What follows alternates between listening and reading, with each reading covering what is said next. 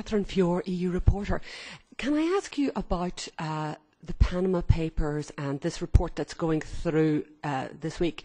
There are concerns that have been raised by other groups that the EPP group might try to weaken that report. Can you say whether that's true or not? And the point that you make about other countries within the EU maybe not playing a positive role in the tax system, do you think it's time that Europe moves to qualified majority voting on taxation issues? On the first point, there is no doubt the EPP has the same idea like all the others. We have the chairman of the Panama Committee. We are contributing with our rapporteurs to this. There are discussions about details. That is normal in such a report, that you have discussions about details.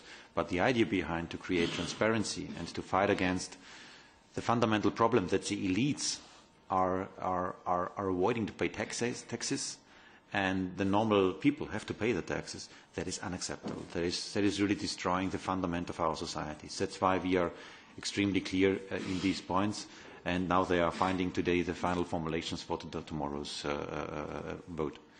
And on the second point, the big step was now to have this blacklist. That was a big and positive move, and the next step now to go forward is to mention as well EU member states, if needed, to be clear not only to the outside world, to be also clear among ourselves.